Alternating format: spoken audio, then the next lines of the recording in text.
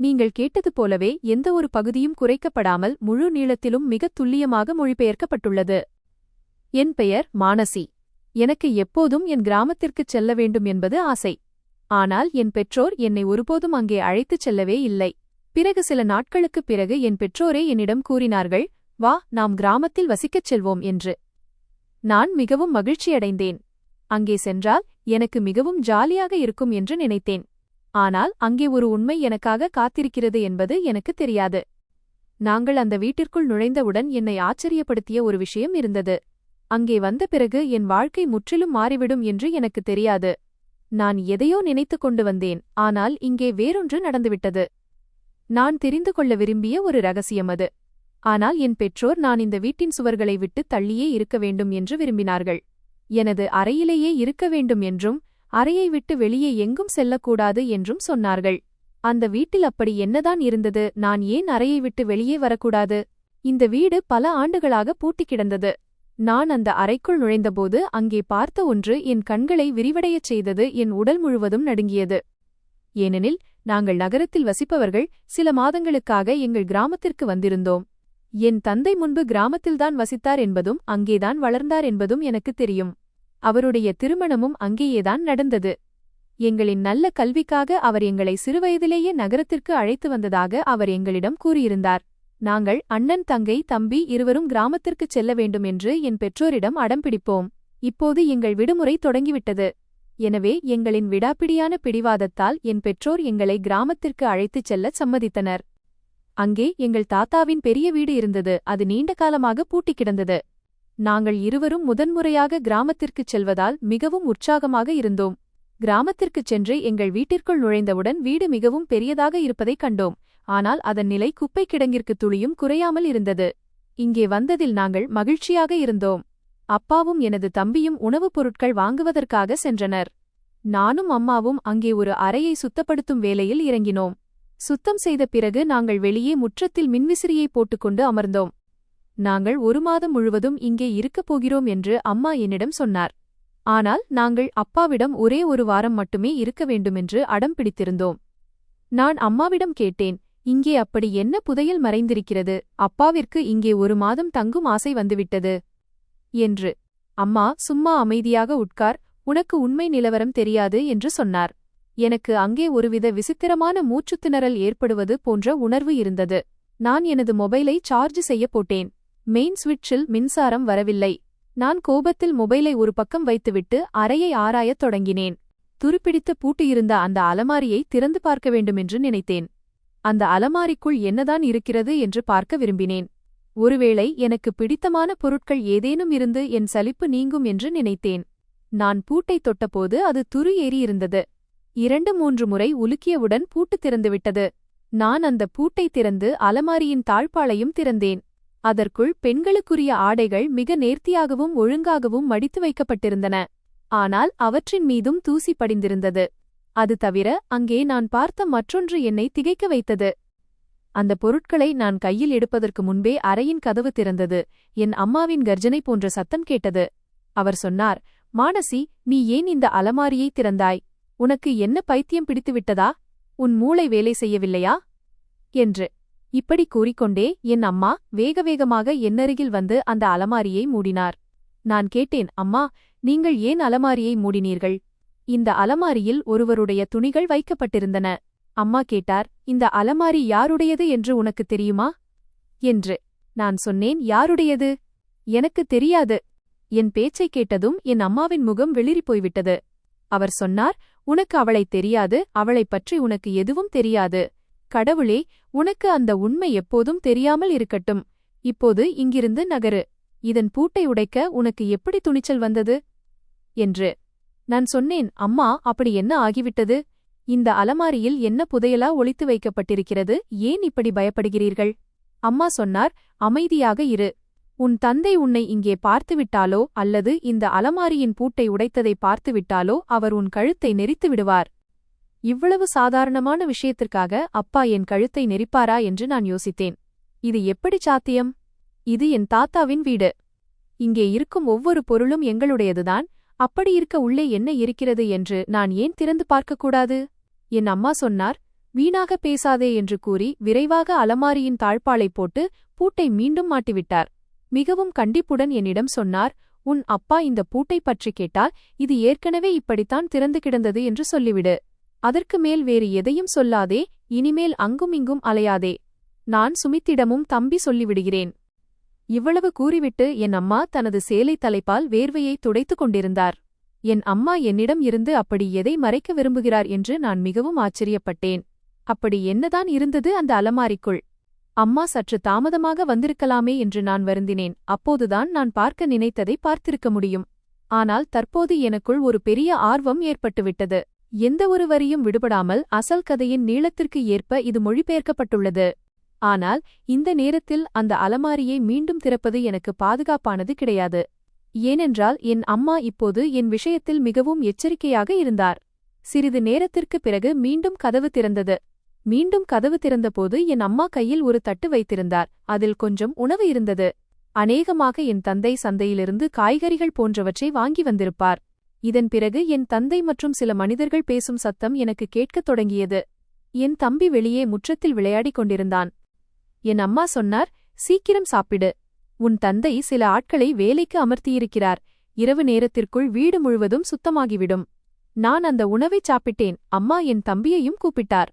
நாங்கள் இருவரும் சேர்ந்து அமர்ந்து சாப்பிட்டுக் கொண்டிருந்தோம். அம்மாவும் ஒரு நாற்காலியை போட்டு எங்களுடனேயே அமர்ந்திருந்தார். நாங்கள் அனைவரும் சாப்பிட்டுக் கொண்டிருக்கும்போது நான் அம்மாவிடம் கேட்டேன், அம்மா, இந்த அறை யாருடையது என்று.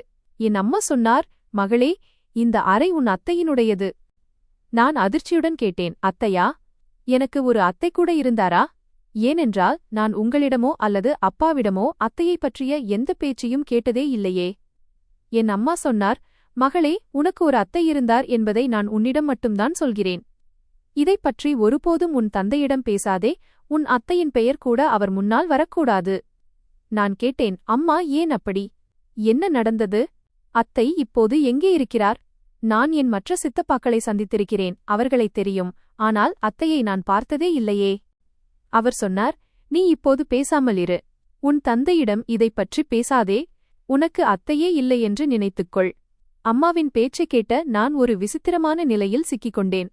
என் தந்தைக்கு ஒரு சகோதரி இருந்தால் ஏன் அவர் அவரைப் பற்றி பேசக்கூட விரும்பவில்லை? அதற்கு என்ன காரணமாக இருக்கும்? உணவு சாப்பிட்டு முடித்ததும் என் அம்மா அந்த தட்டை எடுத்துக்கொண்டு சென்றுவிட்டார். ஆனால் சிறிது நேரத்திலேயே வீட்டின் பெரும் பகுதி சுத்தப்படுத்தப்பட்டுவிட்டது. என் அம்மா என்னை அந்த அறையிலிருந்து வெளியே அழைத்து வந்து அந்த அறையை தாழ்பாள் போட்டு பூட்டிவிட்டார். அம்மா ஏன் அந்த அறைக்கு மட்டும் பூட்டு போட்டார் என்று நான் ஆச்சரியப்பட்டேன். மற்ற அறைகள் எல்லாம் திறந்துதான் இருக்கின்றன. என் அம்மா எனக்கு ஒரு அறையைக் காட்டி, இதுதான் உன் அறை, நீ இங்கேயே இரு என்றார். அங்கே ஒரு பழைய கட்டில் இருந்தது. ஆனால் அப்போது அது சுத்தமாக இருந்தது. அப்பா ஒரு புதிய மின்விசிறியை மாட்டியிருந்தார் என்று நினைக்கிறேன். ஏனெனில் அதன் காற்று மிகவும் நன்றாக இருந்தது. கழிவறையும் அறைக்குள்ளேயே இருந்தது. அந்த நேரத்தில் நான் குளிக்க விரும்பினேன். எனக்கு தூக்கமும் வந்தது. என் தாத்தாவின் இந்த வீடு மிகப் பெரிய இடத்தில் கட்டப்பட்டிருந்தது. மிகவும் விசாலமாகவும் காற்றோட்டமாகவும் இருந்தது. வீட்டின் பின்பக்கத்தின் ஒரு பெரிய தோட்டம் இருந்தது. அது இப்போது பாழடைந்த நிலையில் காணப்பட்டது. ஏனெனில் பல ஆண்டுகளாக அங்கே யாரும் வரவில்லை. நாங்கள் அனைவரும் நகரத்தில் வசிக்கிறோம். என் ஒரு சித்தப்பா நகரத்திலேயே இருக்கிறார். மற்றொரு சித்தப்பா லண்டனில் இருக்கிறார். அவர் அங்கேயே தங்கிவிட்டார். அவர் இந்தியா வரும்போதெல்லாம் நகரத்தில் உள்ள எங்கள் வீட்டிற்குத்தான் வருவார். அங்கிருந்துதான் மீண்டும் லண்டன் செல்வார். அவர்களில் யாரும் ஒருபோதும் கிராமத்திற்கு வந்ததில்லை. இந்த முறை நாங்கள் ஒருமுறை கேட்டதற்கே அப்பா ஏன் கிராமத்திற்கு வரச் சம்மதித்தார் என்பது எனக்கு புரியவில்லை. ஏனெனில் வழக்கமாக கிராமத்தைப் பற்றி பேசினாலே அப்பா கோபப்படுவார். ஆனால் இந்த முறை கோடை விடுமுறை வந்தபோது அப்பாவே சொன்னார், வாருங்கள், இந்த முறை உங்கள் விடுமுறையை கொண்டாட கிராமத்திற்குச் செல்வோம் என்று. அவரே கிராமத்திற்கு போவோம் என்று சொன்னதைக் கேட்டு நாங்கள் இருவரும் மிகவும் மகிழ்ச்சியடைந்தோம். என் தம்பி இங்கே வந்தது முதல் கிராமத்து சிறுவர்களுடன் விளையாடிக் கொண்டே இருந்தான். இன்னொரு விஷயம் என்னவென்றால், இந்த அத்தை திடீரென்று எங்கிருந்து வந்தார்? பல ஆண்டுகள் கடந்துவிட்டன. என் சித்தப்பாக்களிடமோ அல்லது அப்பாவிடமோ அத்தையின் பெயரைக் கூட நான் கேட்டதில்லை. அப்பாவுக்கு 3 சகோதரர்கள் மட்டும்தான் என்றுதான் நான் நினைத்துக் கொண்டிருந்தேன். ஆனால் இப்போதுதான் எனக்கு ஒரு அத்தை இருந்தார் என்பது தெரியவந்தது. நான் கழிவறைக்குச் சென்றபோது வாளி நிறைய தண்ணீர் இருந்தது. தண்ணீர் மிகவும் குளிர்ச்சியாக இருந்தது. குளித்தவுடன் நான் மிகவும் புத்துணர்ச்சியாக உணர்ந்தேன். வெளியே வந்தவுடன் மின்விசிறியை போட்டுக்கொண்டு அந்த பழைய கட்டிலில் படுத்துக்கொண்டேன். என் கண்களில் தூக்கம் வரத் தொடங்கியது. தூக்கத்தின் உலகத்தில் நான் எப்போது தொலைந்து போனேன் என்று எனக்கே தெரியவில்லை. ஆனால் சத்தம் கேட்டு என் கண்கள் திறந்தன. என் அம்மாவுக்கும் அப்பாவுக்கும் இடையில் ஏதோ ஒரு விஷயத்திற்காக சண்டை நடந்து கொண்டிருந்தது. வீட்டில் சாமான்கள் மிக குறைவாகவே இருந்தன. எந்த ஒரு வரியும் விடுபடாமல் அசல் கதையின் அதே உணர்ச்சிகளுடன் மொழிபெயர்க்கப்பட்டுள்ளது. வீடு காலியாக இருந்ததால் சத்தம் எதிரொலித்துக் கொண்டிருந்தது. அவர்கள் எதற்காக சண்டையிட்டுக் கொள்கிறார்கள் என்று எனக்கு புரியவில்லை. நான் எழுந்து அமர்ந்தேன். நான் பெரியவள் என்பதால் நகரத்தில் உள்ள வீட்டிலும் எனக்கு தனி அறை இருந்தது. ஆனால் சுமித் சிறியவன் என்பதால் அவன் பெற்றோருடன் தான் தூங்குவான். அவனும் இந்த சத்தத்தை கேட்டு எழுந்திருப்பான் என்று நினைக்கிறேன். நான் எப்போதும் என் பெற்றோர் ஒருவருக்கொருவர் மென்மையாக பேசுவதைத்தான் பார்த்திருக்கிறேன். என் அப்பா முன்கோபக்காரராக இருந்தாலும் அவர் ஒருபோதும் அம்மாவிடம் சண்டையிட்டது இல்லை. என் அம்மாவும் மென்மையான குணம் கொண்ட பெண்மணி. ஆனால் இன்று என் அப்பா அம்மாவிடம் மிக மோசமாக கத்திக் கொண்டிருந்தார். இதை பார்த்தபோது அவர்கள் எதைப்பற்றி விவாதிக்கிறார்கள் என்று எனக்கு துளியும் புரியவில்லை. நான் அறையிலிருந்து வெளியே வந்ததும் என் அம்மாவின் கண்களிலிருந்து கண்ணீர் வழிந்து கொண்டிருந்தது. அப்பா கோபமான கண்களுடன் அம்மாவை பார்த்து கொண்டிருந்தார். என் தம்பி ஒரு பக்கமாக மூலையில் ஒடுங்கிப்போய் அமர்ந்திருந்தான். அம்மாவுக்கும் அப்பாவுக்கும் என் மீது பார்வை விழுந்ததும் என் அம்மா உடனடியாக தன் முகத்தில் வழிந்த கண்ணீரை துடைத்துக் கொண்டார். கண்களை கசக்கித் துடைத்துவிட்டு அவர் அழுததே தெரியாத அளவுக்கு தன் முகத்தை இயல்பாக மாற்றிக்கொண்டார். ஆனால் அப்பாவின் கோபம் இன்னும் அப்படியே இருந்ததை நான் பார்த்தேன். அவர் அம்மாவிடம் சொன்னார், மானசி முன்னால் எந்த விஷயமும் வரக்கூடாது, இல்லையென்றால் ஞாபகம் வைத்துக்கொள், என்னை விட கெட்டவன் யாரும் இருக்க மாட்டான். அப்பா ஏன் அம்மாவுக்கு இப்படி ஒரு மிரட்டல் விடுக்கிறார் என்று எனக்கு புரியவே இல்லை. எனக்கு அப்படி என்னதான் தெரியக்கூடாது? என்னை பார்த்ததும் பேச்சை மாற்றிக்கொள்ளும் அளவிற்கு என் பெற்றோரிடையே அப்படி என்னதான் விவாதம் போய்க் கொண்டிருக்கிறது என்று என்னால் புரிந்து கொள்ள முடியவில்லை. தற்போதைக்கு அப்பா வீட்டை விட்டு வெளியே சென்றுவிட்டார். சுத்தம் செய்வதற்காக வந்திருந்த அந்த இளைஞர்கள் வீட்டின் பின்பக்க தோட்டத்தை சுத்தம் செய்யும் வேலையில் பிஸியாக இருந்தனர். அந்த பாழடைந்த தோட்டம் மீண்டும் சீரமைக்கப்பட்டு வந்தது. தெரியவில்லை ஏன் என்று. ஆனால் என் மனதின் ஏதோ ஒரு மூலையில் என் அப்பா நிரந்தரமாக கிராமத்திலேயே தங்கிவிட விரும்புவாரோ என்ற சந்தேகம் எழுந்தது. எனக்கு கிராமத்துச் சூழல் பிடிக்காது. எனக்கு இந்த வீடு மட்டும்தான் பிடித்திருந்தது. நான் இந்த வீட்டிற்கு வரமட்டும்தான் விரும்பினேன். எப்போதும் இங்கேயே தங்குவது என் நோக்கம் கிடையாது. நான் எழுந்திருந்ததால் வீட்டின் பின்பக்கம் வந்தேன். அங்கே ஆட்கள் சுத்தம் செய்து கொண்டிருந்தனர். மஞ்சள் மற்றும் சிவப்பு இலைகளை ஒரு பக்கம் ஒதுக்கி தள்ளிக் கொண்டிருந்தனர். பாழடைந்த மரங்களின் புதர்கள் பிடுங்கி எறியப்பட்டன. அவர்கள் அந்த வேலையைச் செய்து கொண்டிருக்கும்போது திடீரென்று என் அப்பா அங்கே வந்தார். அப்போது அங்கே இருந்த தோட்டக்காரன் பாழடைந்த ஒரு மரத்தின் கிளைகளை அகற்றிக் கொண்டிருந்தான். அவை புதர்களைப் போல இறுகிக் கிடந்தன. என் அப்பா கத்திக்கொண்டு அந்த தோட்டக்காரனை அழைத்து, என்ன செய்து கொண்டிருக்கிறாய் நீ என்று கேட்டார். அப்பாவின் சத்தத்தைக் கேட்டதும் தோட்டக்காரனின் கை அப்படியே நின்றது. அவன் சொன்னான், ஐயா, இவையெல்லாம் வீணாகிவிட்டன, அதனால் புதிய செடிகளை அல்லது மரங்களை நடுவதற்காக இவற்றை பிடுங்குகிறேன் என்று. என் அப்பா சொன்னார், நீ இந்த மரத்தை தொடக்கூடாது, சொல்லப்போனால் இந்த பக்கம் நீ எதையும் செய்யக்கூடாது. அத அப்படியே விட்டுவிடு. இங்கே எதுவும் செய்யப்படாது. தோட்டக்காரன் என் அப்பாவை பார்த்தான். அப்போது அப்பா சொன்னார், தோட்டத்தின் மற்ற பகுதிகளில் உள்ள பழைய மற்றும் வாடிப்போன மரங்களுக்கு பதிலாக விதைகளை போடு. ஆனால் இந்த பக்கம் எந்த வேலையும் செய்யக்கூடாது. இதை இப்படியே பாழடைந்த நிலையிலேயே இருக்கவிடு. இதைக் கேட்ட தோட்டக்காரன் தோளை குலுக்கிவிட்டு அங்கிருந்து சென்று வேறு பக்கத்திலிருந்த புதர்களை இழுக்கத் தொடங்கினான். என் அப்பா என்னிடம் கேட்டார், நீ ஏன் இங்கே வந்தாய்? உனக்கு ஏற்கனவே தூசி, ஒவ்வாமை, டஸ்ட் அலர்ஜி இருக்கிறது. நான் சொன்னேன், நான் சும்மா போரடிக்கிறது என்றுதான் இங்கே வந்தேன். அப்பா சொன்னார், போ, உள்ளே போ. உன் அம்மா சமையலறையில் சமைத்துக் கொண்டிருக்கிறார். அவருக்கு உதவி செய். இங்கே உனக்கு ஒரு வேலையும் இல்லை. நான் மீண்டும் என் அம்மாவிடம் வந்தேன். என் அம்மா சமையலறையை சுத்தம் செய்துவிட்டு சமைப்பதில் பிஸியாக இருந்தார். அதோடு அவர் அழுது கொண்டும் இருந்தார்.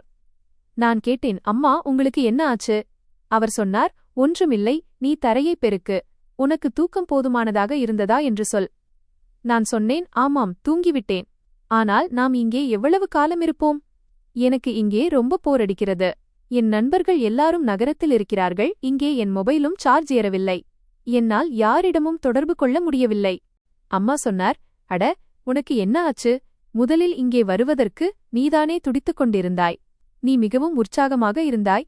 இப்போது இங்கே வந்த பிறகு உனக்கு சலிப்பாகத் தெரிகிறதா? நீங்கள் கேட்டுக்கொண்டது போலவே ஒரு வரி கூட குறையாமல் மிக விரிவாகவும் துல்லியமாகவும் மொழிபெயர்க்கப்பட்டுள்ளது. நாளை உன் அப்பா மின்சார வேலைகளை சரி செய்து விடுவார். அப்போது உன் நண்பர்களுடன் நீ பேசிக் கொள்ளலாம். இது இவ்வளவு பெரிய கிராமம். சுற்றிப் பார், ஜாலியாக இரு. உன் தம்பியைப் பார், அவனுக்கு இங்கிருந்து போகவே மனமில்லை. அவன் கிராமத்துச் சிறுவர்களுடன் முழு மனதோடு விளையாடிக் கொண்டிருக்கிறான். உன் அப்பா இங்கே 1 மாதம் அல்ல 2-3 மாதங்கள் வரை தங்குவார் என்று எனக்கு தோன்றுகிறது. உன் அப்பா நம்மை இங்கிருந்து போகச் சொல்லாதவரை இங்கே இருக்கப் பிடிக்கவில்லை என்று சொல்லி என்னை தொந்தரவு செய்யாதே. என் நிம்மதியை கெடுக்காதே. ஏற்கனவே உன் அப்பாவால் நான் மிகுந்த கவலையில் இருக்கிறேன். நான் கேட்டேன், அம்மா, உங்களுக்கு அப்படி என்ன கவலை? அவர் சொன்னார், அதை என்னால் உன்னிடம் சொல்ல முடியாது, இப்போது நீ போ. நான் மீண்டும் என் அறைக்கு வந்து தலையணையில் தலை வைத்து படுத்துக்கொண்டேன். இப்போது வீடு ஓரளவுக்கு சுத்தமாகிவிட்டது. வேலை செய்த ஆட்கள் கிளம்பிவிட்டனர். அங்கே வயது முதிர்ந்த ஒரு வேலைக்காரர் மட்டும் இருந்தார். அவர் என்னை திரும்ப திரும்ப பார்த்து கொண்டிருந்தார், அதுவும் மிகவும் உன்னிப்பாக கவனித்தார். நான் அவரிடம் சென்றேன். நீங்கள் ஏன் என்னை இப்படி பார்க்கிறீர்கள் என்று கேட்டேன். அவர் புன்னகைத்துச் சொன்னார், மகளே, நான் உன் தாத்தா காலத்திலிருந்தே இந்த வீட்டின் வேலைக்காரன். உன் அப்பா என்னை மீண்டும் வேலைக்கு சேர்த்திருக்கிறார். நான் சொன்னேன், அப்படியா? அப்படியானால் உங்களுக்கு என் தாத்தாவைப் பற்றி நிறைய விஷயங்கள் தெரிந்திருக்குமே. அவர் சொன்னார், ஆமாம், உன் அப்பாவை என் மடியில் வைத்து வளர்த்திருக்கிறேன். உன் அப்பாவை மட்டுமல்ல, அவருடைய 3 சகோதரர்களையும் அவர்கள் சிறுவயதிலிருந்தே எனக்கு தெரியும். அவர்களின் சிறுவயது காலம் என் கண் முன்னாலேயே கழிந்தது. நான் சொன்னேன், வாவ், அப்படியானால் என் சித்தப்பாக்கள் மற்றும் அப்பாவைப் பற்றிய நிறைய கதைகள் உங்களுக்கு தெரிந்திருக்குமே. அவர் சொன்னார், ஆமாம், நிறைய கதைகள் நினைவிருக்கிறது. நான் கேட்டேன், அப்படியானால் நீங்கள் என் அத்தையை பார்த்திருக்கிறீர்களா? நான் இதை கேட்டவுடன் அவர் முகத்தின் நிறம் அப்படியே மாறிவிட்டது. அவர் வேகமாக இல்லை என்று தலையாட்டிவிட்டுச் சொன்னார், இல்லை, எனக்கு காஜலைப் பற்றி எதுவும் தெரியாது. அப்போதுதான் முதல்முறையாக என் அத்தையின் பெயர் காஜல் என்று எனக்கு தெரியவந்தது. நான் கேட்டேன், நீங்கள் அவரை பார்த்திருக்கிறீர்களா? அவர் எப்படி இருப்பார்? இதை கேட்டதும் அவர் புரி மாதிரி பயந்துவிட்டார். பிறகு என் காதுக்கு அருகில் வந்து சொன்னார், நீ உன்னை கண்ணாடியில் பார்த்துக்கொள், நீ அச்சு அசலாக காஜலைப் போலவே இருக்கிறாய். இப்படிச் சொல்லிவிட்டு அவர் ஒரு நீண்ட பெருமூச்சு விட்டார். பிறகு நான் கேட்டேன், என் அத்தை எங்கே இருக்கிறார்? உங்களுக்கு தெரியுமா? என் அத்தையை பார்க்க வேண்டும் என்ற ஆர்வம் என் மனதில் எந்த அளவுக்கு பிறந்தது என்றால், நான் இப்போது மிக விரைவில் அவரை சந்திக்க விரும்பினேன். என் பேச்சைக் கேட்டதும் அந்த முதியவரின் முகத்தில் ஒருவித பதற்றம் தொற்றிக்கொண்டது. அவர் கேட்டார், அவருக்கு என்ன ஆனது என்று உனக்கு தெரியாதா? நான் சொன்னேன், இல்லை, என்ன நடந்தது என்று எனக்கு தெரியாது. அவர் சட்டென்று எழுந்து நின்று சொன்னார், இப்போது நான் போகிறேன். நான் கிளம்ப வேண்டிய நேரம் வந்துவிட்டது, எனக்கு தூக்கம் வருகிறது. நான் என் குடியிருப்பிற்கு குவார்ட்டர் உறங்கச் செல்கிறேன். இவ்வளவு சொல்லிவிட்டு அவர் எங்கள் வீட்டின் பின்பக்கத்திற்குச் சென்றுவிட்டார். அங்கே ஒரு பெரிய தோட்டமும் ஒரு சிறிய குடியிருப்பும் இருந்தது. அவர் செல்வதை நான் ஆச்சரியத்துடன் பார்த்து கொண்டிருந்தேன். என் அத்தையிடம் அப்படி என்னதான் ரகசியம் இருக்கிறது? ஏன் யாருமே அவரை பற்றி என்னிடம் சொல்ல மறுக்கிறார்கள்? அவருக்கு அப்படி என்னதான் நடந்திருந்தது? அத்தையின் பெயரை கேட்டவுடனேயே இந்த முதியவர் ஏன் இவ்வளவு பதற்றமடைந்தார்? அவர் முகம் வேர்வையால் நனைந்துவிட்டது. நான் மீண்டும் என் அறைக்கு வந்தேன். நான் நகரத்திலிருந்து வந்தவள். நகரத்தில் எனக்கு இரவு தாமதமாக தூங்கும் பழக்கம் இருந்தது. அதன் காரணமாக இந்த கிராமத்தில் எனக்கு தூக்கம் வரவில்லை. ஒன்று, இங்கிருக்கும் புதிய சூழல். எனக்கு என் வீட்டில் தூங்கி பழக்கம், இப்போது இடம் மாறிவிட்டது. அதனால் எனக்கு தூக்கம் வரவில்லை. இங்கே வந்ததில் எனக்கு எவ்வளவு மகிழ்ச்சி இருந்ததோ அந்த அளவுக்கு இப்போது எனக்கு வருத்தமும் இருந்தது. மதியம் தூங்கி மாலையில் எழுந்தபோது நான் புத்துணர்ச்சியாக இருந்தேன். என் அம்மா மிகவும் சோர்வாக இருந்ததால் அவர் தன் அறைக்குச் சென்று உறங்கிவிட்டார். இந்த வீடு மிகவும் பெரியது. எந்த அறை எங்கே போகிறது, எங்கே இல்லை என்பது ஒன்றுமே புரியாது. இங்கே வந்தவுடன் எனக்கு பல புதிய விஷயங்கள் தெரிய வந்தன. எல்லாவற்றிலும் ஆச்சரியமான மற்றும் பெரிய விஷயம், எனக்கு ஓர் அத்தை இருந்ததுதான். ஆனால் இதைப் பற்றி யாரும் என்னிடம் சொல்லத் தயாராக இல்லை. நான் என் அறையில் படுத்திருந்தேன். திடீரென்று எனக்கு அந்த சிறிய அறை ஞாபகம் வந்தது. அந்த அறை என் அத்தையினுடையது என்று அம்மா சொல்லியிருந்தார்.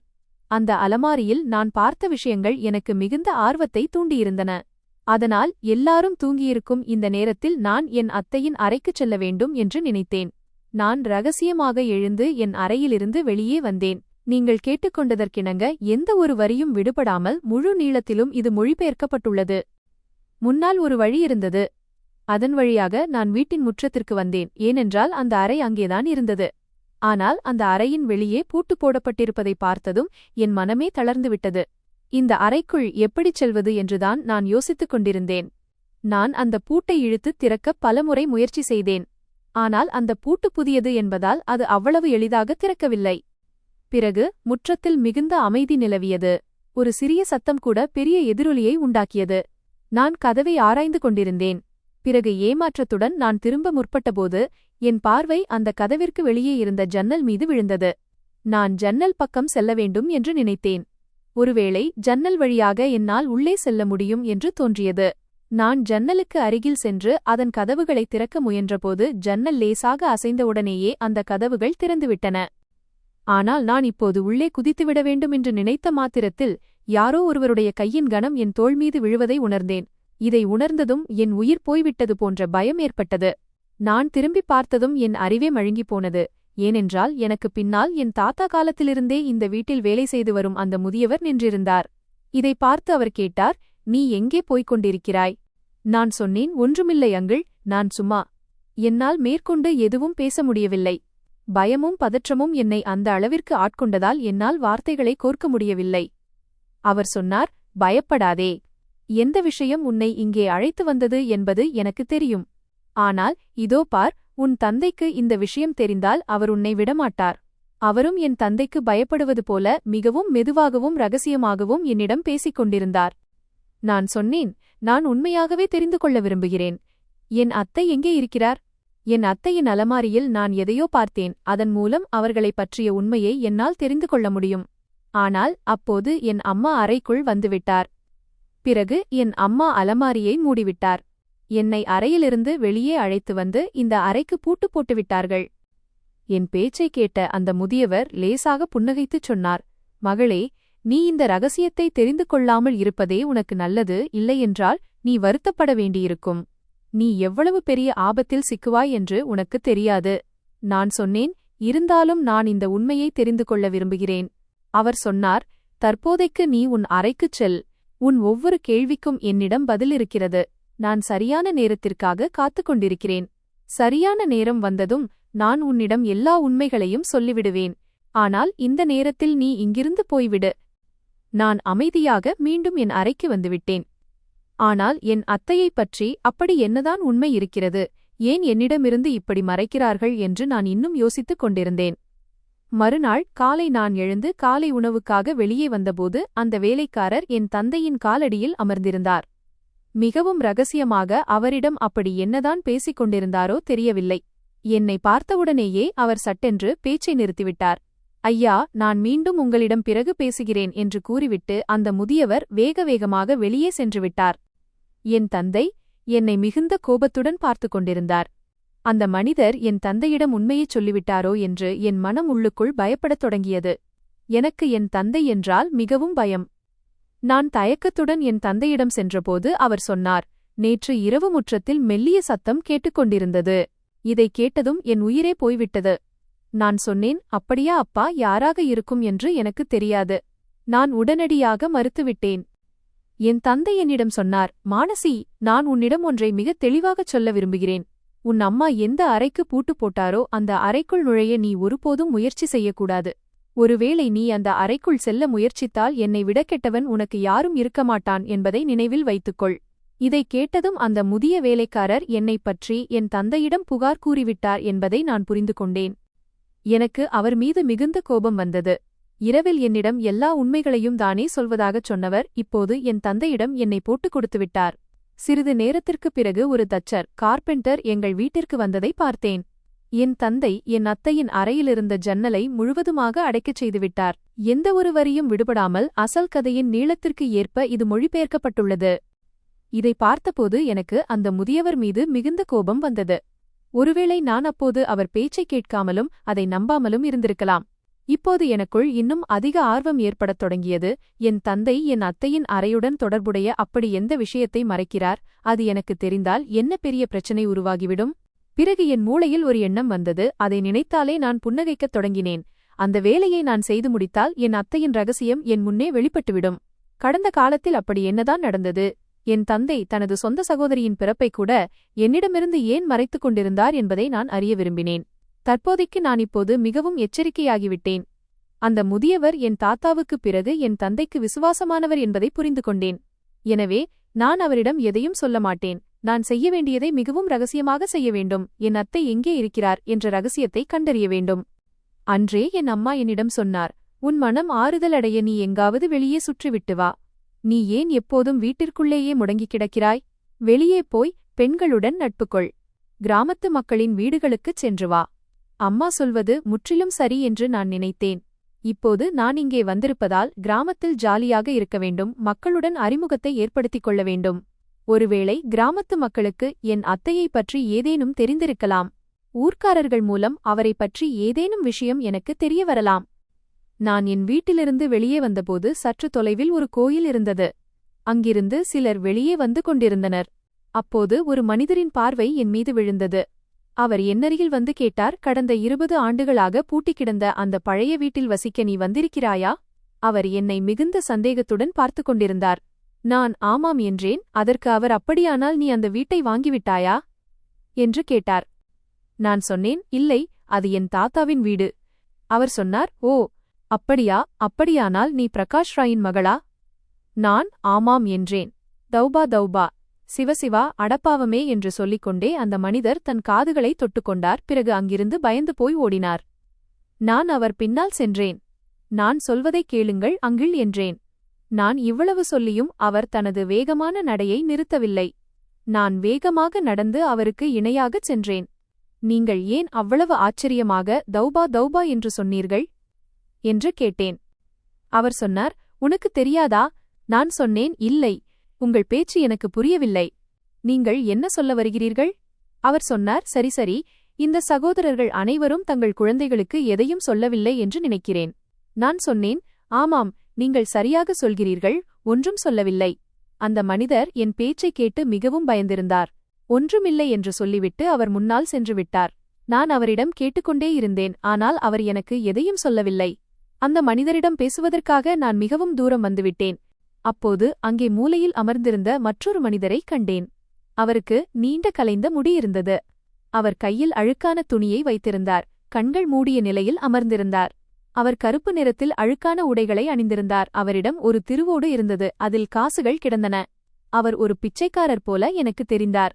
நான் அவர் அருகில் கடந்தபோது அவர் சொன்னார், அப்படியானால் நீ தெரிந்து கொள்ள விரும்புகிறாய், இந்த கிராமத்தில் எந்த ஒரு மனிதனும் உனக்கு அந்த உண்மையைச் சொல்ல மாட்டான். அவர் பேச்சைக் கேட்டதும் என் கால்கள் அங்கேயே நின்றுவிட்டன. நான் அவர் அருகில் சென்று முழங்காலிட்டு அமர்ந்தேன். இன்னும் அவர் கண்கள் மூடியே இருந்தன. நான் கேட்டேன், நான் ஏதோ தெரிந்து கொள்ள விரும்புகிறேன் என்று உனக்கு எப்படி தெரியும்? அவர் சொன்னார், என்னை விட நன்றாக வேறு யாருக்கு தெரியும்? நான் கேட்டேன், உனக்கு என்ன தெரியும்? எனக்கு என்ன தெரிய வேண்டும் என்று உனக்கு எப்படித் தெரியும்? என் கேள்விக்கு அவர் சொன்னார், உன் அத்தையைப் பற்றித்தானே நீ தெரிந்து கொள்ள விரும்புகிறாய்.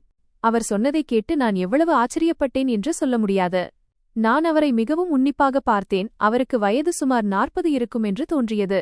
நான் கேட்டேன், என் அத்தையைப் பற்றி நான் தெரிந்து கொள்ள விரும்புகிறேன் என்று உங்களுக்கு எப்படித் தெரியும்?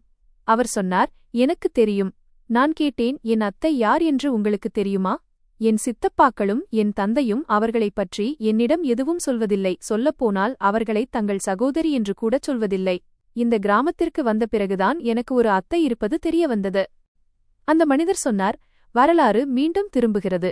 உன் தந்தை இங்கிருந்து செல்லும்போது தான் மீண்டும் ஒருபோதும் இங்கே வரமாட்டேன் என்று பெரிய அளவில் சவால் விட்டுச் சென்றார். நீங்கள் கேட்டுக்கொண்டது போலவே எந்த ஒரு வரியும் விடுபடாமல் முழு நீளத்தில் மொழிபெயர்க்கப்பட்டுள்ளது.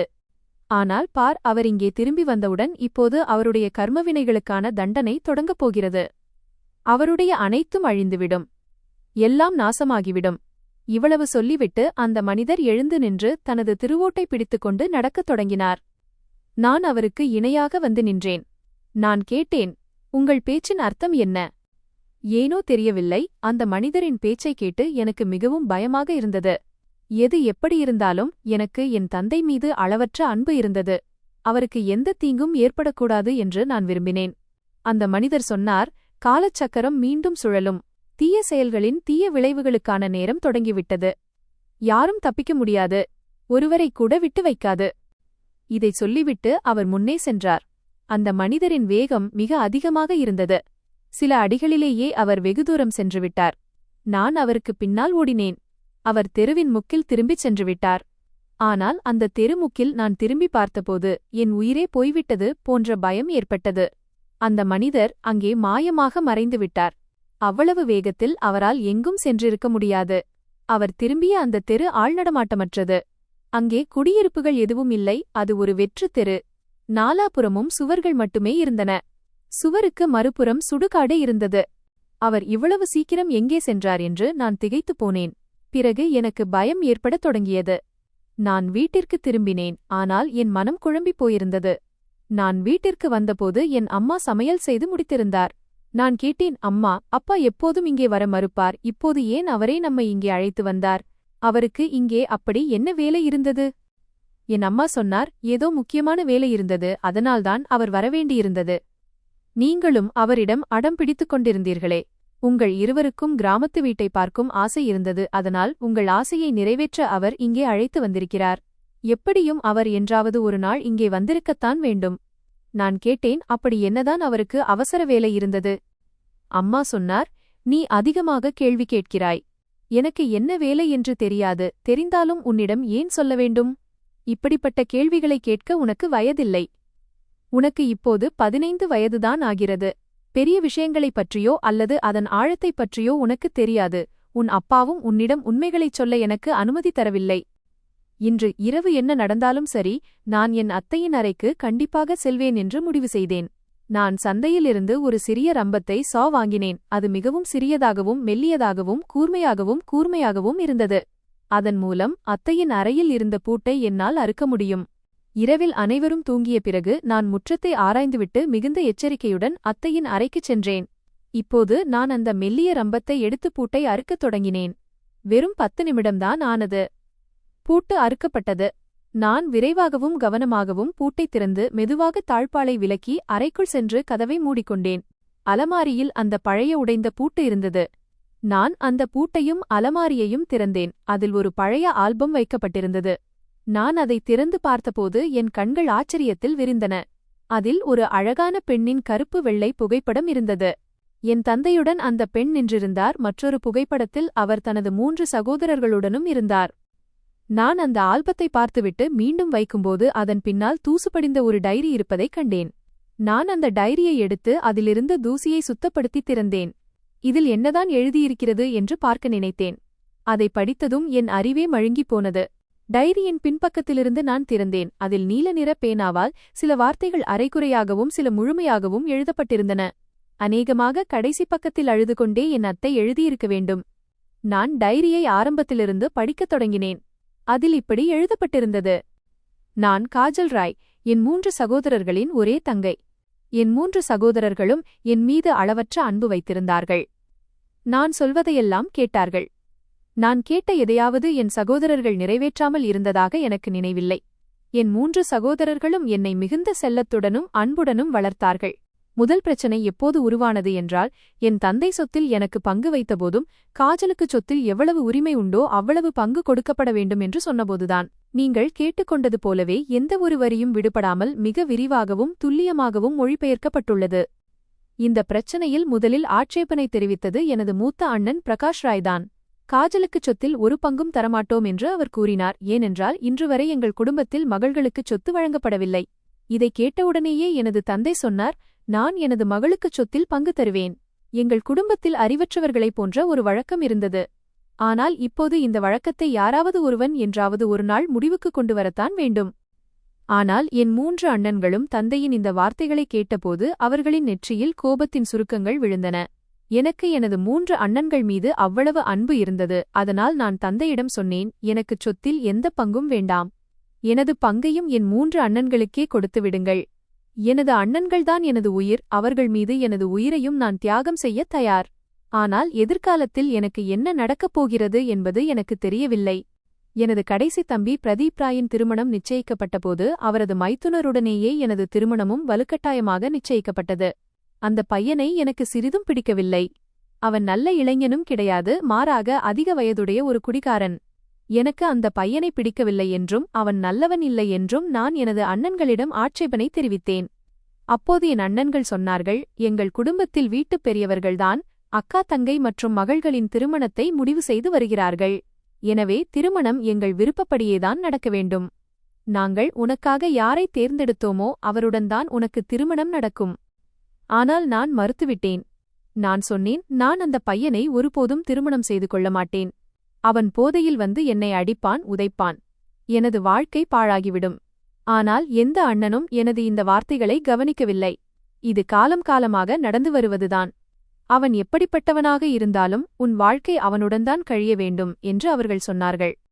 நான் ஒரு படித்த பெண். எங்களது கிராமத்தில் MA பட்டம் பெற்ற மிகச்சில பெண்களில் எனது பெயரும் ஒன்று. இல்லையென்றால் எங்கள் வீட்டில் பெண்களுக்கு 5ஆம் அல்லது 6ஆம் வகுப்பு வரைதான் கல்வி கொடுக்கப்படும். நான் MA பட்டம் பெற்றேன் என்றால் அது எனது தந்தையால்தான், ஏனென்றால் அவருடைய சிந்தனை என் அண்ணன்களின் சிந்தனை போல இருக்கவில்லை. நான் அழுது கொண்டே இதைப் பற்றி தந்தையிடம் சொன்னபோது நான் அந்த திருமணத்தை நிறுத்திவிடுகிறேன் என்று அவர் சொன்னார். ஆனால் இந்த விஷயம் பிரதீப் அண்ணனுக்கு தெரிந்தபோது அவர் மிகவும் கோபமடைந்தார். ஏனென்றால் எனது தந்தை பிரதீப்பின் மாமனார் வீட்டார்களிடம் வந்து அவர்களின் மகனை மருமகனாக ஏற்க முடியாது என்று சொன்னபோது அவர்களும் எனது தம்பியை தங்களது வீட்டு மருமகனாக ஏற்க திட்டவட்டமாக மறுத்துவிட்டனர். பிரதீப் அண்ணனுக்கு அந்த பெண் மீது மிகுந்த ஈர்ப்பும் அன்பும் இருந்தது. எனக்கு அவருடன் திருமணம் நடக்காவிட்டால் நான் தற்கொலை செய்து கொள்வேன் என்று அவர் கூறினார். அவர் தந்தையிடம் கோபமான வார்த்தைகளில் பேசினார். அப்பா, உங்களுக்கு என்னதான் பிரச்சனை? மற்றவர்களின் சகோதரிகள் எப்படி வாழ்க்கையை நடத்துகிறார்களோ அதேபோல் காஜலும் நடத்திக் கொள்வாள் என்று அவர் சொன்னார். நான் எனது மகளின் திருமணத்தை அவளது விருப்பப்படிதான் செய்வேன் என்று தந்தை விவாதித்தபோது எனது 3 அண்ணன்களும் தந்தையுடன் பெரும் சண்டையிட்டனர். அன்றிலிருந்து எனது தந்தை உடல்நிலை சரியில்லாமல் போகத் தொடங்கினார். அவர் எனக்கு துணையாக இருக்க விரும்பினார். ஆனால் அவரது நோய் அவரை மிகவும் கையறு நிலைக்கு தள்ளியதால் காலத்திற்கு முன்பே அவர் இறந்துவிட்டார். அன்று இரவு எனது அண்ணன்கள் தந்தையை மிகவும் கேவலமாக நடத்தினார்கள். ஒருவேளை மகன்களின் அந்த அநாகரிகமான நடத்தையை தந்தையால் தாங்கிக் கொள்ள முடியவில்லையோ என்னவோ அவர் உயிரிழந்துவிட்டார். அதன் பிறகு வீட்டின் மீது துயரத்தின் மலைகள் சரிந்தது போல் இருந்தது. எனது 3 அண்ணன்களின் அந்த முகத்தை நான் பார்த்தேன். அதை என்னால் கனவில் கூட நினைத்து பார்க்க முடியாது. எனக்கு எங்கள் பக்கத்து வீட்டில் வசிக்கும் ஒரு பையன் மீது மிகுந்த அன்பு இருந்தது. அவனும் என்னை மிகவும் விரும்பினான். ஆனால் எனது தந்தையின் இறப்பிற்குப் பிறகு எனது திருமணம் பிரதீப் அண்ணனின் மைத்துனருடன் வலுக்கட்டாயமாக தீர்மானிக்கப்பட்டது. நான் அவரை திருமணம் செய்து கொள்ள விரும்பவில்லை. எனது 2வது அண்ணன் பங்கஜ் அண்ணனிடம் மூத்த அண்ணனுக்கும் தம்பிக்கும் எடுத்துச் சொல்லுமாறு நான் எவ்வளவோ கெஞ்சினேன். ஆனால் அவரும் என் முகத்தில் அறைந்து அண்ணன்களின் விருப்பத்திற்கு முன் நான் தலைகுனிய வேண்டும் என்று எனக்கு புரிய வைத்தார். நான் அந்த டைரியை படித்துக் கொண்டிருந்தபோது யாரோ ஒரு பலமான அறையை என் தலை மீது விட்டார்கள். நான் அப்படியே தலை சுற்றிப் போனேன். நான் திரும்பி பார்த்தபோது என் அறிவே மழுங்கிப் போனது. அவர் எனது தந்தைதான். அவர் எனது காதை பிடித்து என்னை தூக்கினார். என் முகத்தில் ஒரு பலமான அறையை விட்டார். என்னால் என்னை கட்டுப்படுத்த முடியாமல் தரையில் போய் விழுந்தேன். எனது தந்தை என்னை திட்டத் தொடங்கினார்.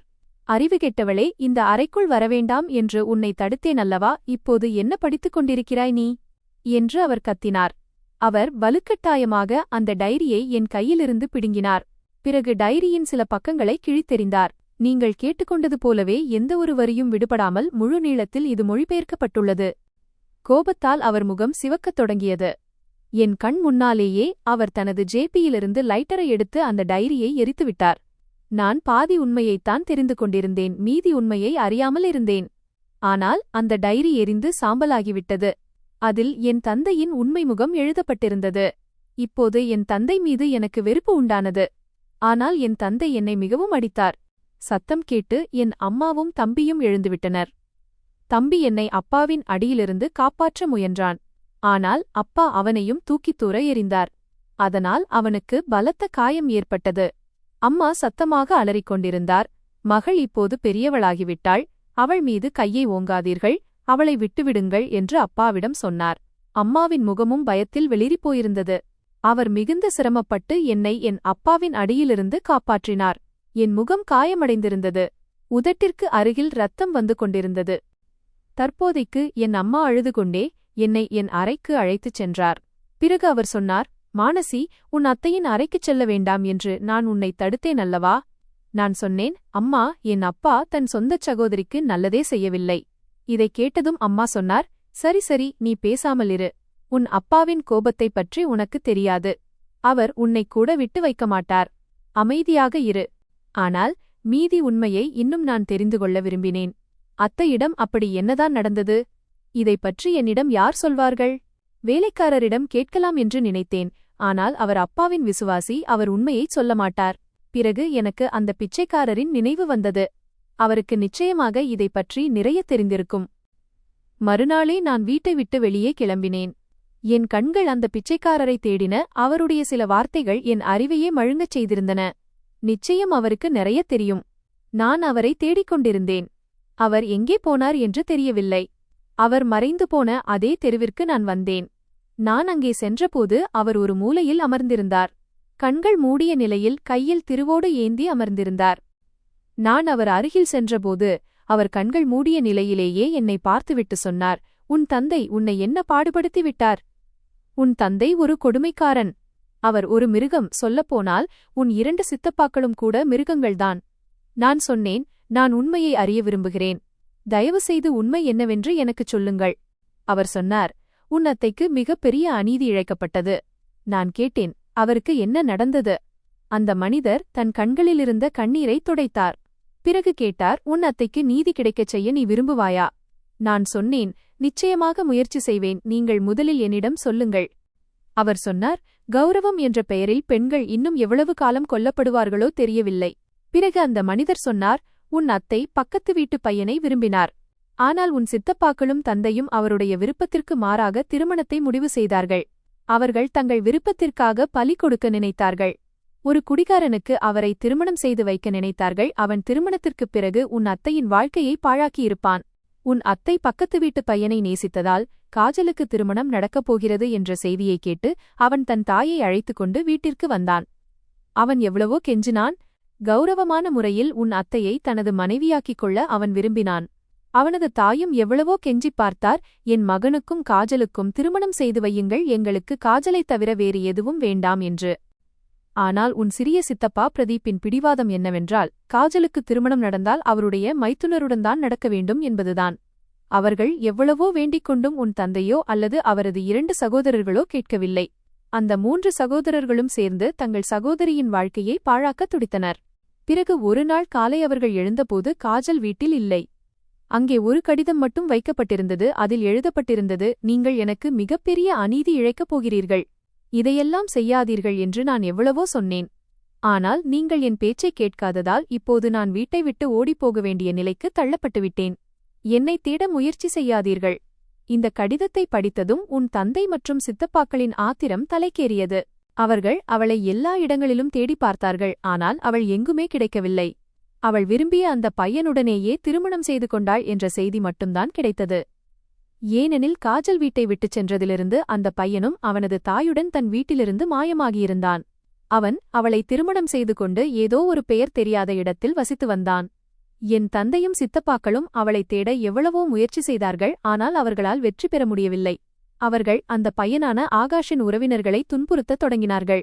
காஜலும் ஆகாஷும் கிடைக்காவிட்டால் உங்களை விடமாட்டோம் என்று மிரட்டினார்கள். ஆனால் அந்த உறவினர்களுக்கு அவர்களைப் பற்றி எதுவும் தெரியாது. ஆகாஷ் தன் தாயையும் தன்னுடன் அழைத்துச் சென்றிருந்தான். காஜலின் 3 சகோதரர்களும் தன் தாயை மிகவும் தொந்தரவு செய்வார்கள் என்பது அவனுக்குத் தெரியும். இப்படியே 1 வருடம் கடந்துவிட்டது. உன் தந்தையும் உனது 2 சித்தப்பாக்களும் ஆகாஷின் தாய்வழி உறவினர்களிடம் சென்றார்கள். நாங்கள் காஜலையும் ஆகாஷையும் மன்னித்துவிட்டோம் என்று அவர்களிடம் சொன்னார்கள். நடந்தது நடந்துவிட்டது. அதனால் எங்கள் சகோதரி மீண்டும் எங்களிடமே வந்துவிட வேண்டுமென்று நாங்கள் விரும்புகிறோம். முன்பு போலவே அவளை அன்பாகவும் பாசமாகவும் வைத்துக்கொள்வோம். அவர்கள் இருவரின் உறவின் மீது இப்போது எங்களுக்கு எந்த ஆட்சேபனையும் இல்லை என்று கூறினார்கள். ஆகாஷின் உறவினர்களுக்கு அவர்கள் எங்கே இருக்கிறார்கள் என்று தெரியாது. ஆனால் கிராமத்தில் இருந்த ஆகாஷின் நண்பர்களுக்கு அவர்கள் எங்கே வசிக்கிறார்கள் என்பது தெரியும். காஜலின் 3 சகோதரர்களும் அவளை மன்னித்துவிட்டார்கள் என்றும் அவர்கள் சமாதானமாக போக விரும்புகிறார்கள் என்றும் அந்த நண்பர்கள் ஆகாஷிடமும் காஜலிடமும் செய்தியை தெரியப்படுத்தினார்கள். கடந்த 1 வருடத்தில் ஆகாஷின் தாய் இந்த உலகத்தை விட்டு பிரிந்து சென்றிருந்தார். அவர்கள் இருவரும் ஒருவருக்கொருவர் துணையாக இருந்தார்கள். ஆகாஷும் காஜலும் அவர்களின் வார்த்தைகளை நம்பிவிட்டார்கள். 1 மாதத்திற்குப் பிறகு காஜல் தனது கிராமத்தில் உள்ள புகுந்த வீட்டிற்கு திரும்பி வந்தாள். அவள் வந்துவிட்டாள் என்று தெரிந்ததும் உன் தந்தையும் சித்தப்பாக்களும் தங்கள் சகோதரியை அன்போடு அழைத்து வரச் சென்றார்கள். அவர்கள் காஜலிடம் சொன்னார்கள், வா, உன்னை எங்கள் வீட்டிற்கு அழைத்துச் செல்ல வந்திருக்கிறோம். உன்னுடைய எல்லா தவறுகளையும் அறியாமையையும் நாங்கள் மன்னித்துவிட்டோம். சில நாட்கள் எங்களுடன் எங்கள் வீட்டிலேயே இரு. நீ விரும்பினால் மீண்டும் உன் புகுந்த வீட்டிற்கு வரலாம் என்று. பிறகு அதுதான் நடந்தது. காஜல் சில நாட்களுக்காக தன் பிறந்த வீட்டிற்குச் சென்றாள். ஆனால் அவளை பிறந்த வீட்டிற்கு அழைத்து வந்து உன் தந்தையும் சித்தப்பாக்களும் கௌரவம் என்ற பெயரில் அவளை கொலை செய்தார்கள். கிராம மக்களிடம் அவள் இரவு நன்றாகத்தான் தூங்கினாள், ஆனால் காலையில் எழவே இல்லை என்று சொன்னார்கள். ஆனால் அவளது கழுத்தில் சிவப்பு நிறத் தழும்புகள் இருந்தன. அவளது துப்பட்டாவாலேயே அவளது கழுத்தை நெரித்துக் கொள்ள முயன்றது போல அது இருந்தது. அத்தையின் கதையை கேட்டதும் என் கண்களில் கண்ணீர் வழிந்தது. அந்த மனிதர் தொடர்ந்து சொன்னார், உன் அத்தையின் உடல் எங்கே புதைக்கப்பட்டிருக்கிறது என்பது உனக்கு தெரியுமா? இதைக் கேட்டு நான் திடுக்கிட்டேன். நான் சொன்னேன், நீங்கள் என்ன சொல்கிறீர்கள்? எனக்கு தெரியாது. அவர் சொன்னார், உன் அத்தையை உன் தந்தையும் சித்தப்பாக்களும் உன் வீட்டின் பின்புறமுள்ள தோட்டத்தில் குழி தோண்டி புதைத்தார்கள். எந்தத் தோட்டம் பாழடைந்து கிடக்கிறதோ அங்கேயே உன் அத்தை புதைக்கப்பட்டாள். இதைச் செய்யும்போது உன் தந்தை மற்றும் சித்தப்பாக்களின் கைகள் கூட நடுங்கவில்லை. பிறகு அவர் கேட்டார், நான் யார் என்று உனக்கு தெரியுமா? நான் சொன்னேன், இல்லை, நீங்கள் யார் என்று எனக்கு தெரியாது. அவர் சொன்னார், காஜல் நேசித்த அவள் திருமணம் செய்து கொண்ட அதே துரதிருஷ்டசாலி மனிதன் நான்தான் ஆகாஷ். நான் இன்றும் காஜலை மிகவும் நேசிக்கிறேன். அவளது துயரத்தில் நான் இந்த உலக வாழ்க்கையை துறந்துவிட்டு இறைவனின் லீலைகளில் மூழ்கியிருக்கிறேன். உன் தந்தை இந்த வீட்டை விற்பதற்காக இங்கே வந்திருக்கிறார். ஆனால் பார், அந்த வீட்டில் இன்றும் காஜலின் உடல் புதைக்கப்பட்டிருக்கிறது. அது அங்கேயேதான் இருக்கும். ஏனென்றால் இறைவன் இந்த உலகத்திலேயே கணக்கை தீர்க்கத் தொடங்கிவிடுவார். அப்படியேதான் நடந்தது. என் தந்தைக்கு விபத்து ஏற்பட்டது. 1 மாதம் வரை அவருக்கு சிகிச்சை அளிக்கப்பட்டது. பிறகு அவர் இறந்துவிட்டார். ஆனால் இறப்பதற்கு முன்னால் நான் என் சகோதரிக்கு மிகப்பெரிய அநீதி இழைத்துவிட்டேன் என்று அழுது அழுது தன் குற்றத்திற்காக மன்னிப்பு கேட்டுக்கொண்டே இருந்தார். இறைவன் ஒருபோதும் பெண் குழந்தைகளுக்கு அநீதி இழைக்கக்கூடாது. அவர்களின் திருமணத்தை அவர்களின் விருப்பப்படியும் மகிழ்ச்சியுடனும் செய்ய வேண்டும். கௌரவம் என்ற பெயரில் அவர்களின் உயிரை பறிக்கக்கூடாது. என் 2 சித்தப்பாக்களும் தங்கள் கர்மாவுக்கான தண்டனையை அனுபவித்துக் கொண்டிருக்கிறார்கள். ஒரு சித்தப்பா 2 கால்களும் செயலிழந்து ஊனமுற்றவர் ஆகிவிட்டார். மற்றொரு சித்தப்பா தொழில் ஏதுமின்றி வீதிகளில் அலைந்து கொண்டிருக்கிறார். என் தந்தை தனது கர்மாவிற்கான தண்டனையைப் பெற்று இவ்வளவு சீக்கிரம் இந்த உலகத்தை விட்டுச் சென்றதற்காக நான் வருத்தப்படவில்லை. என் அத்தைக்கு நீதி கிடைத்துவிட்டது என்பதில் எனக்கு நிம்மதி கிடைக்கிறது. அவளை கொன்றவர்கள் இந்த உலகத்திலேயே தண்டனையை அனுபவித்துவிட்டார்கள். நானும் என் தந்தையின் மகள்தானே. யாருக்கு தெரியும், ஒரு நாள் நானும் ஏதாவது தவறு செய்திருந்தால் என் தந்தை என்னையும் கொன்றிருப்பார். ஏனென்றால் தன் சொந்த சகோதரியையே விட்டுவைக்காத மனிதன் தன் மகளையும் விட்டு வைத்திருக்க மாட்டார். உங்களிடம் எனது ஒரே ஒரு வேண்டுகோள் இதுதான். பெண் குழந்தைகளுக்கு அநீதி இழைக்காதீர்கள். அவர்களை அவர்களின் உரிமைகளுடனும் விருப்பத்துடனும் வாழ அனுமதியுங்கள். நண்பர்களே, எங்கள் கதை உங்களுக்கு பிடித்திருக்கும் என்று நம்புகிறேன். கதை பிடித்திருந்தால் வீடியோவை லைக் செய்யுங்கள். சேனலுக்கு புதியவர் என்றால் சேனலை சப்ஸ்கிரைப் செய்யுங்கள். மேலும் நோட்டிஃபிகேஷன் பெல் ஐகானை கண்டிப்பதாக அழுத்துங்கள். அப்போதுதான் அடுத்த அப்டேட் உங்களுக்கு முதலில் கிடைக்கும்.